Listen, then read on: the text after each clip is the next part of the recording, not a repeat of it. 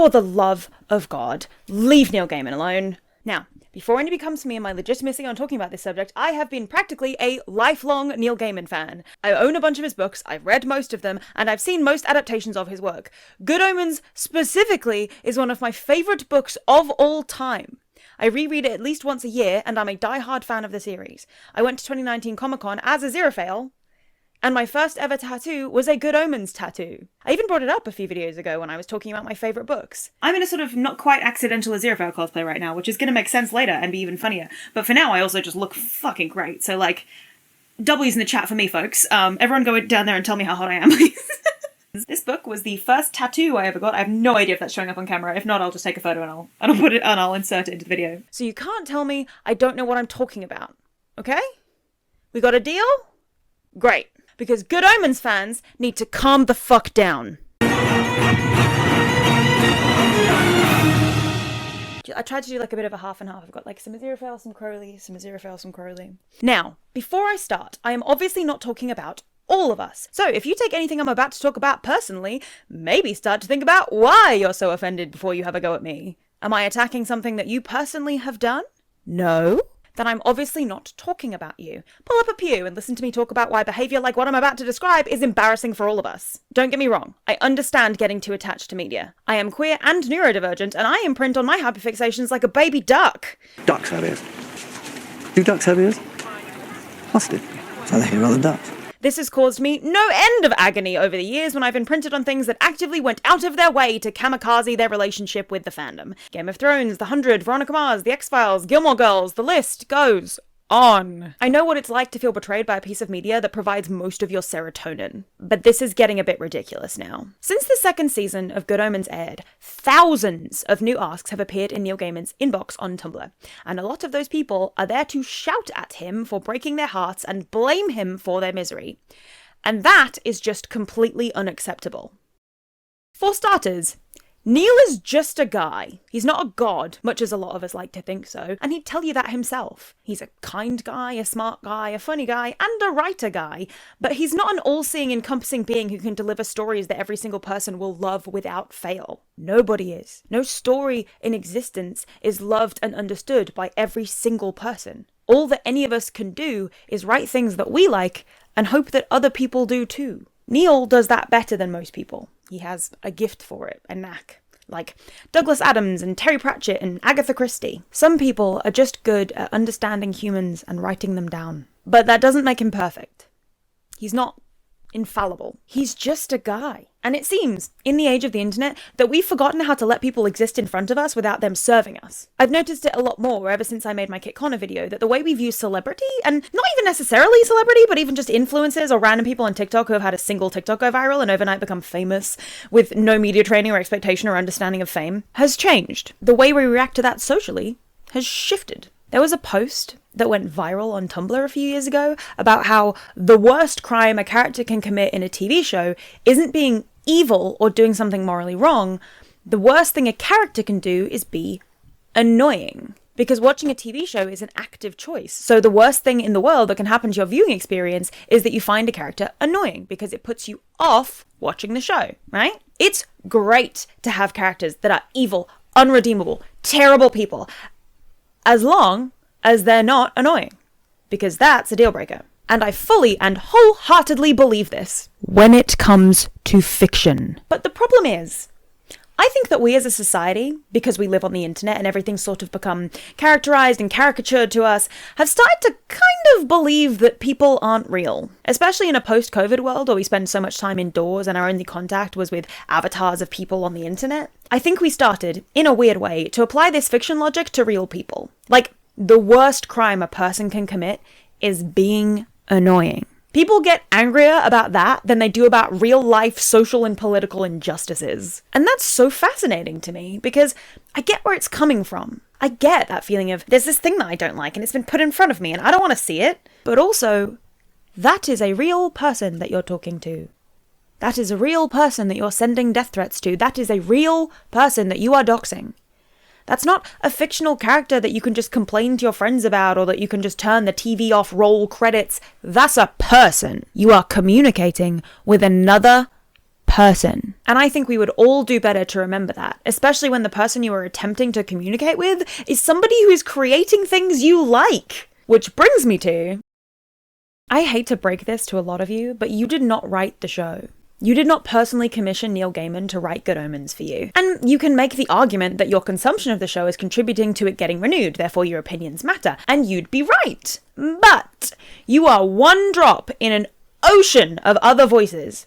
Your money, your views, they definitely count. But you, individually, do not get any say on how a show is written or how it ends just because you did the creator the honor of watching it. I'm not saying that's never happened. Sometimes showrunners do change course if the audience is large enough and desperate enough, like making Logan a love interest in Veronica Mars, which they weren't intending to do, or keeping Jesse alive beyond season 1 of Breaking Bad. And sometimes they do the opposite, where they see what the audience wants and deliberately subvert it because they think they're being clever, like with Game of Thrones and The 100, which then immediately makes the fanbase drop them like a hot potato. Oh, hi. So, how are you holding up? Because I'm a potato. But your individual feelings do not dictate the plot of the show. I'm sorry. And even if there are enough people shouting, you probably still won't be heard, because unlike those other shows, Good Omens is finished. Neil has been very clear over the years that his idea for a follow-up would be 2 more seasons, and that he and Terry had already workshopped ideas, and that this was the story he was going to tell. He's not looking for feedback. The story is finished. We just haven't seen the ending yet. Neil Gaiman is not writing Good Omens for you, or me, or anybody but himself and maybe Terry. He's writing the story that he, as the author, believes is the best story for these characters. And he knows better than us, because he's been living with them for years. People's personal feelings about plots in shows cannot dictate the ending, because that's how you get muddled endings. How much of the fandom actually wants something? Are the loudest voices actually the biggest group of people? Are the silent majority actually feeling something completely different? How much of people's feelings about what characters should do actually matches the story being told? How much of it is up to interpretation? These are all things that have to be taken into account before you start listening to the fans about your story. And as a veteran writer and showrunner, Neil knows this better than anyone. So he's not going to change the plot because you told him the finale of season 2 made you suicidal. And also, anybody who does that needs to go outside and touch grass. I am deadly serious. I get it. Like I said, I've been there. I know how attached we can get to things. But even when The 100 was going so badly that it was making me feel that way, I didn't tweet Jason Rothenberg telling him it was his fault. And it actually was his fault. It might sound hypocritical of me to give Neil a pass when I've spent a giant portion of my online presence complaining about a different showrunner of a show I was obsessed with, but that was different. For starters, as I said above, The 100 was ongoing. They never had a planned ending from the start, and if you need more proof of that, watch my video on the finale. And every season was helmed by different writers, with a few mainstays here and there. Also, Jason, as a showrunner, was awful. He constantly baited the fans, made the environment for certain actors, like Ricky Whittle, who was also in American Gods, which was based on a Neil Gaiman novel, hey, full circle, uncomfortable, and continuously did things out of spite. Like the fact that he wrote Ricky off the show when he asked why his character had been sidelined.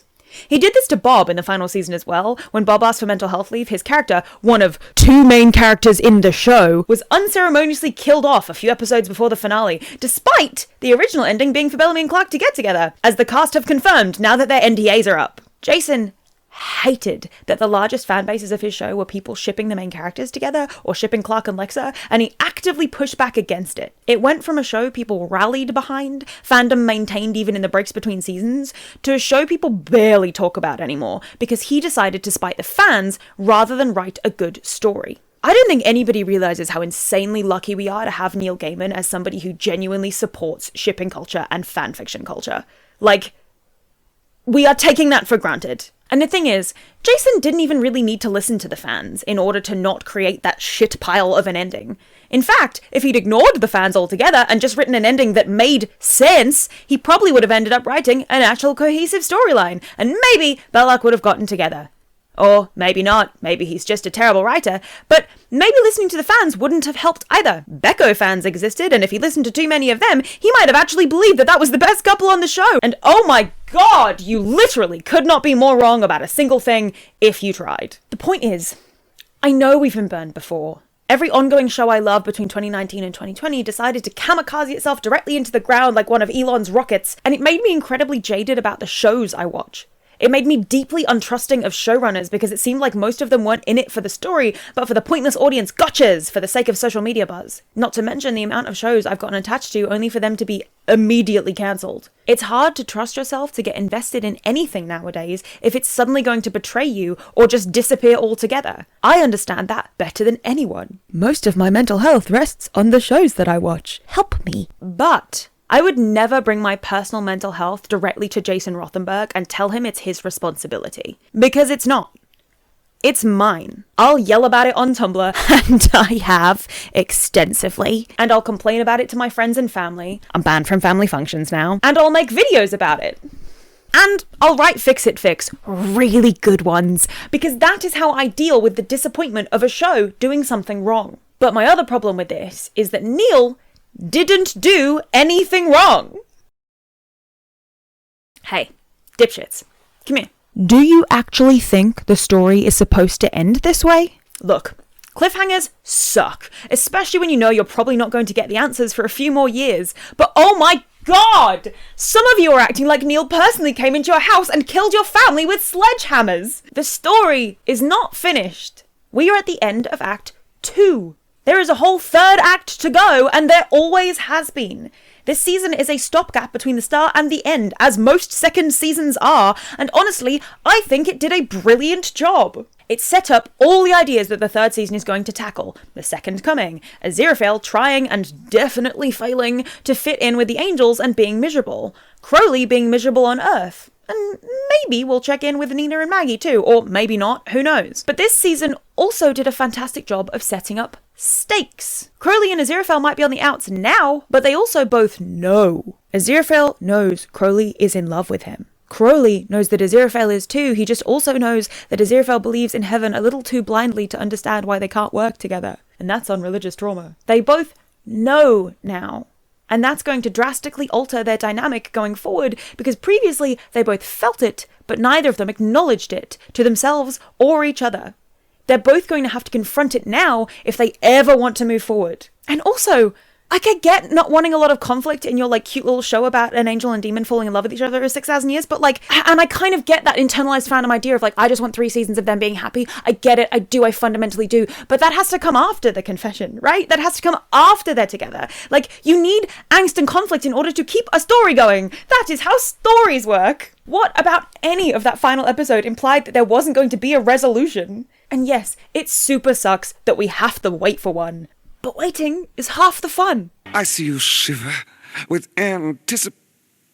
The fandom has survived 4 years, and actually it's been around a lot longer than that, and I've weathered fandoms with much worse writing and much more spiteful showrunners. Dinkelberg. This fandom has excellent writers, brilliant artists, talented gift makers, and now we've been given fuel to spur us on through this new period, and whether you write fix-it fix or non-canon fix or draw serious art or silly fun, you're part of a community that, despite its momentary madness, is usually very fun to engage with. I don't like going into the tags and only seeing negativity about a show that I love, especially considering that I didn't hate the second season. There were some things that I would have done differently personally, but I am not Neil, and I truly love what he wrote. I wouldn't have it any other way. Patient. It's not badly written just because you don't like it. You're allowed to just not like something. You don't have to justify it. It might feel a little different to the previous season, but that season was based on a novel which was co-written with somebody else. Terry is gone, and Neil is trying to finish their story in his honour, but he's doing it without him. Of course the tone will be a little different. It's not 2 voices telling the story anymore, but 1. And I, for one, think he's doing a brilliant job. That's your boyfriend. He's not my boyfriend. Hi, babe. I want to start by saying that I win, and I have always won, and I love being right. God, do I love being right. We all knew that Crowley and Aziraphale were in love, and it was truly a gift to have an entire season basically revolving around that, around creating the circumstances that lead to Aziraphale's italicized "oh" moment. Everything we were shown was building up to the 2 of them having that moment. The flashbacks, the comments from other characters around them, the plot of Beelzebub and Gabriel mirroring their own but much faster. It was all in service of their love story. You idiot. We could have been us.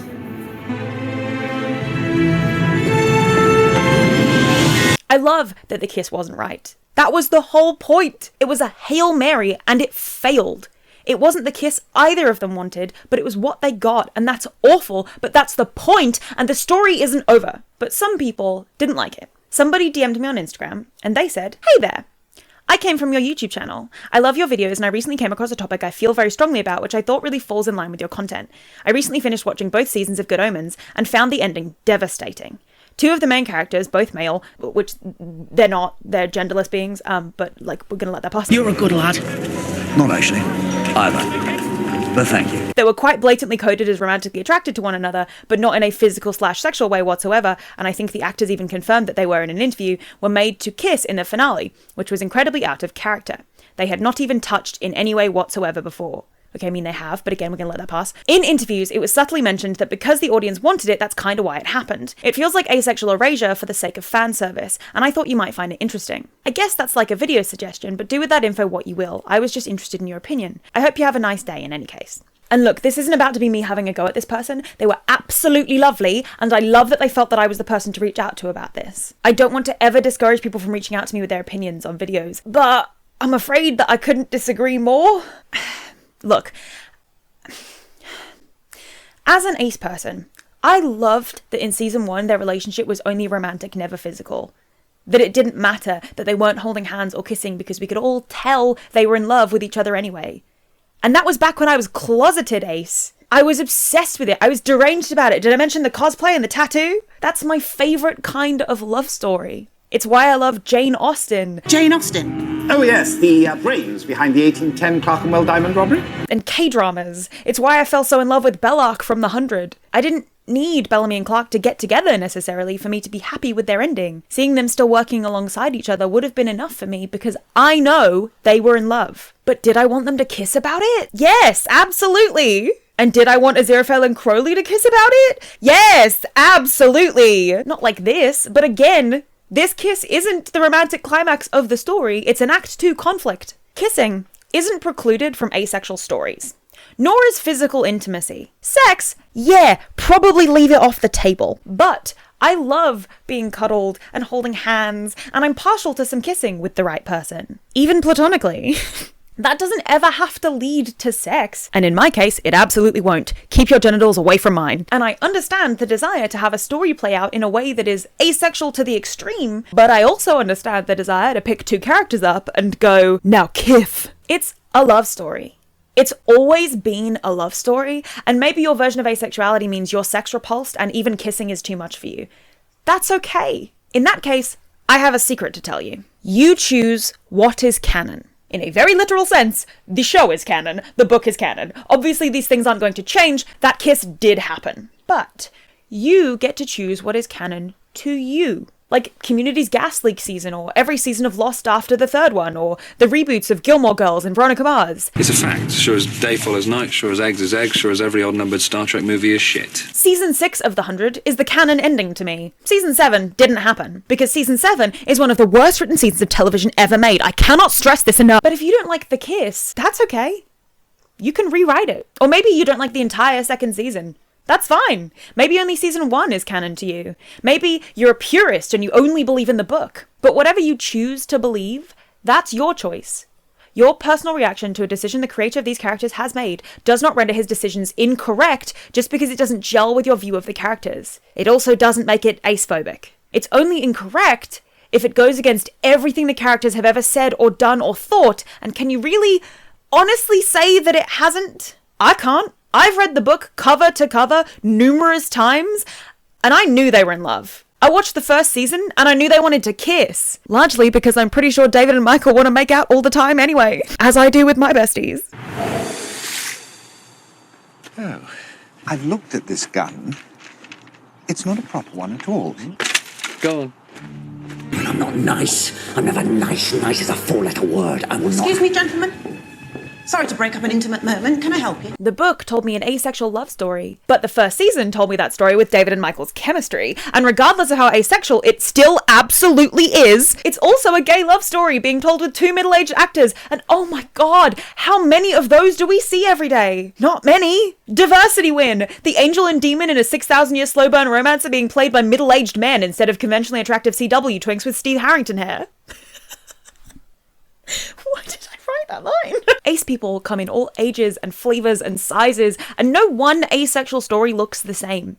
Not every ace person is going to love the second season, and that's okay, but a bunch of us do. Not to mention all the non-ace people who love the show, the girls and the gays and the NBs who just love the gay love story. I've read 1,000 horny fanfics about these two, and I've read 1,000 more completely ace non-horny ones, and neither is more important or more correct than the other. I'm not saying your feelings are invalid. Anything but. Your feelings are incredibly valid, but that doesn't invalidate the show's writing.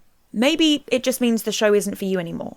Or maybe you should reserve judgment until the whole story has finished being told. If David and Michael have outrageous explicit sex in the final season, I will eat my words, but somehow I don't think that's where this show is headed. But speaking of, there is more out there. I understand that there is not enough queer representation on mainstream television. I get it. I do. I am on your side. There is even less ace representation, and as an ace person and a writer, I am doing my best to rectify this. So, if you want queer stories or ace stories, consider helping me get published. But, and I mean this as openly and gently as possible, maybe you're just not looking in the right places. If Good Omens was the only gay show you connected to, or What We Do in the Shadows, or you're still waiting for Our Flag Means Death in October, first of all, I love your taste level, let's be friends. But second of all, there are so many more gay little stories out there. Sure, we've got Heartstopper and Warrior Nun and Red, White and Royal Blue, and Loveless and Heartstopper by Alice Oseman are full of ace people being written by an arrow ace person. Hell, the Barbie movie is out there, and those are all great. But if you broaden your scope just a little, there is limitless gay content just waiting to be found. Not just gay stuff either, but queer stuff. If you want a queer story with barely any conflict except the usual rom-com stuff and lots of sex, Taiwanese and Thai BLs are literally right there. If you want that stuff without the sexual content, Korean and Japanese BLs exist. If you want it with women, GL is also a thing. If you want particular recommendations, I highly endorse the video I made about them, where I list off recommendations from each country. Not just because I'm incredibly proud of that video, but also because I genuinely wish more than anything that more people in English-speaking countries would engage with foreign content, especially when it's gay. If you want ace rep, there's a surprising amount out there. If you want a love story without any physical contact, Chinese bromance dramas exist, and they are amazing, and I have a video on the way about them. Watch this space. I don't know why I just pointed at my tits. Watch this space, specifically. There's a drama in Japan exclusively about what it means to be arrow ace and existing in society. It's called Koisei no Futari, and it made me sob like a baby. There's an ace side character in Cherry Magic, one of my favourite Japanese BLs. Japan is really killing it on the ace rep, honestly. There's a Thai drama called The Warp Effect that has an ace side character where his aceness is an actual important plot point. But be warned, a lot of the show is full of sex, so if you don't want to see that, I understand. And the thing is, some of this stuff you might need a subscription for. Gaga Ulala is the main streaming service for gay Asian content, and Viki has a lot of the rest of it, and I understand we can't all afford that right now. I barely can. But Thailand puts basically all of its QLs on YouTube for free. It's literally right there. You have no excuse not to watch it. GMMTV posts all their shows to their YouTube channel, but plenty of independent companies do it too. There are shows currently airing now, new episodes every week. There are new shows on the horizon. They have a whole list of planned queer shit for the rest of the year and the upcoming year too. The gay content is out there. You just haven't looked outside your own garden. Give in to the temptation. Try the fruit. Leave the garden.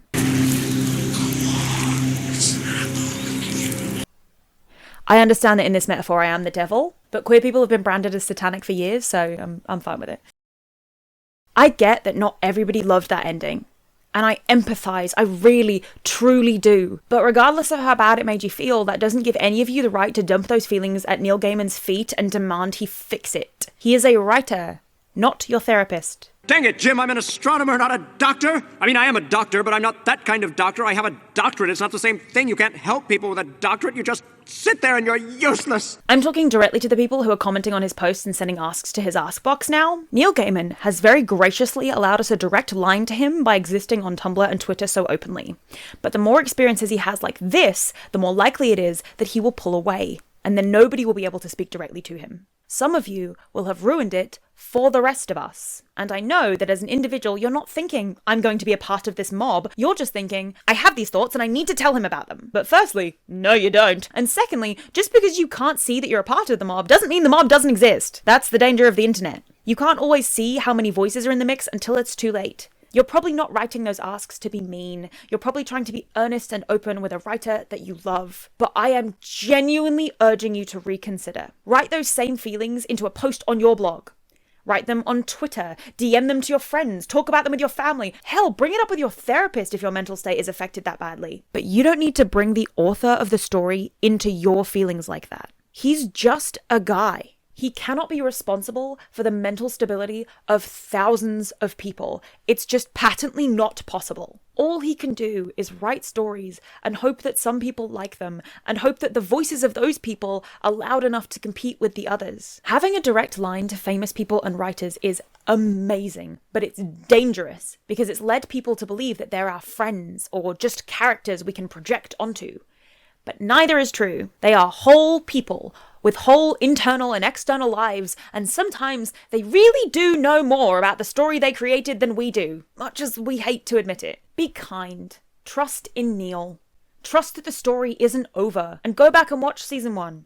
Read the book. Write a fanfic. Read more fanfic. But don't tell him it's his fault you're miserable because he wrote something you didn't like. Because if he got a DM every time that happened, he'd never be able to write. It's things like this that made me terrified to get my novels and TV shows published, because nothing you make will ever be loved by 100% of people. But we're in an age where 100% of the people that didn't like it can now contact you directly and make it your problem. And that's just simply not what authors are for. I want to write the stories in my head, but I can't be responsible for your reaction to them. Only you can do that. I'm off to go and rewatch season 2 and read cozy fanfics, and then I'm going to go catch up on some Thai BLs because the gay is out there! Ongoing Thai dramas currently airing on YouTube right now in order of how aggressively I'm obsessed with them. Coming in at number 1, Laws of Attraction. Low heat but high chemistry about a shady lawyer and a man who's going up against even shadier people. เวลาที่คุณโกรธเนี่ยมันทำให้คุณดูฮอตขึ้นกว่าเดิมอีก ทำแบบนี้ทำไมวะทำเรื่องเร็วๆแบบนี้เป็นเพราะเงินเหรอมันไม่ใช่แค่เงินหรอกตีนกดทับลงมาเป็นชั้นๆเป็นไปตามกลไกความเห็นแก่ตัวของมนุษย์แล้วก็ควรจะยอมรับแล้วก็แสวงหาผลประโยชน์จากมันเองเพราะทุกคนบนโลกแม่งคิดแบบคุณแม่งจะเป็นยังไงวะก็ช่างแม่งมันไง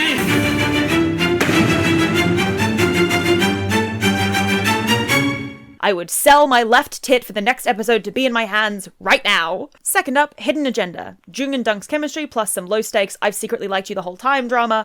Absolutely vibin'. Thirdly, Be My Favorite, about a guy who goes back in time to fix his life and then realizes that fixing his life might mean making it gayer. And then there's Wedding Plan, about a man who's planning the wedding of a couple who are secretly both gay and constantly panics every time the groom flirts with him because he doesn't know. And bringing up the rear in 5th place is Be Mine Superstar, which is absolutely deranged, but I'm enjoying it because I love Jar First and their chemistry never misses. And that's just the stuff currently airing. Only Friends is coming up if you want something outrageously horny and dramatic. แล้วนี่กูต้องทำยังไงต่อไปเนี่ยต้องออดอ้อนมึงแบบเสียค่าเสียขาอะไรอย่างงี้ป่ะอันนั้นพอแล้วเครื่องแฮงแล้วเนี่ยซ่อมไม่ดีเลยมาดิเรารู้สึกว่าเราแค่อยากทำให้มิวมีความสุขมากที่สุด And there are loads of K-dramas and J-dramas airing elsewhere right now that are also queer and fantastic. The gay is out there. Annyeong?